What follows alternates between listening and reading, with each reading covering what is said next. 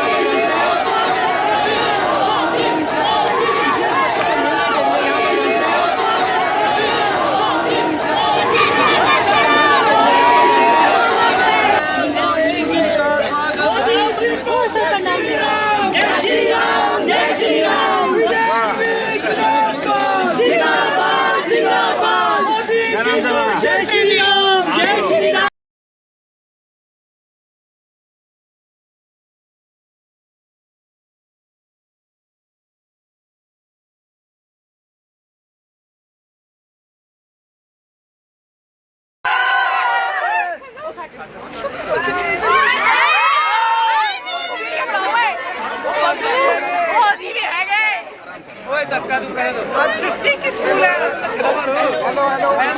Hello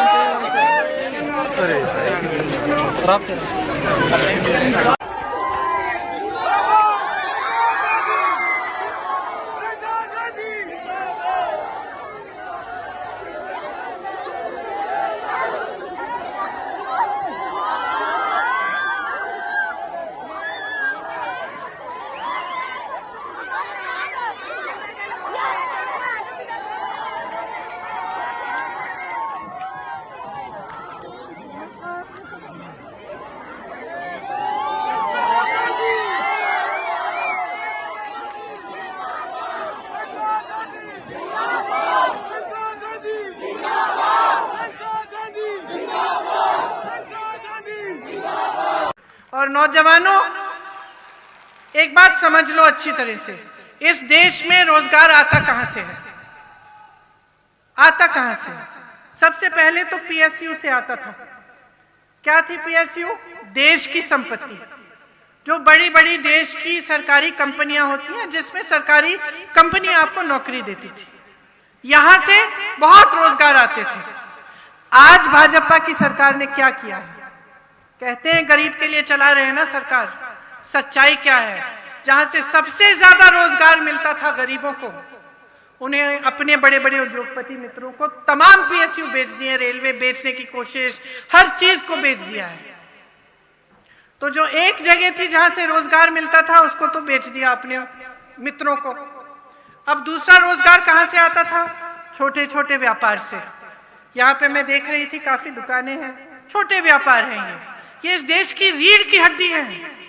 इस देश के जो छोटे व्यापारी हैं, जो छोटी छोटी दुकानें चलाते हैं, छोटे छोटे अपने बिजनेस करते हैं, इनको क्या किया इस सरकार ने? यहां से रोजगार पैदा होता है। जीएसटी थोपी, कोरोना आया, अरे विश्व भर में कोरोना आया था, कोई बहाना नहीं है कि कोरोना आ गया ठीक है आपकी कमाई नहीं हो रही है, बहाना नहीं है। बाकी देशों में जब कोरोना आया तो छोटे व्यापारियों को मजबूत करने के लिए तमाम ऐसी सुविधाएं दी गई, यहां कुछ नहीं दिया गया। यहां कोरोना आया, आपको पीपी किट का घोटाला मिला, लेकिन आपको कोई मदद नहीं मिली जो छोटे व्यापारी हैं। तो यहां से रोजगार बनता था, यह भी कम हुआ।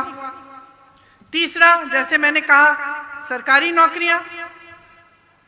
अब सरकारी नौकरियां 63,000 खाली पड़ी हुई हैं। क्यों?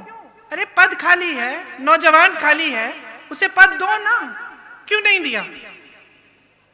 तो ये परिस्थितियां हैं। सच्चाई ये है कि अगर आपके लिए रोजगार बनाने की नीयत होती तो ना पीएसयू बेचे जाते, ना आपको छोटे दुकानदारों को, छोटे जो व्यापारी हैं, ना उनको जीएसटी द्वारा दबाया जाता, या दूसरी जो कोरोना आई तो उनकी मदद होती, और ना ये सरकारी पद खाली रहते।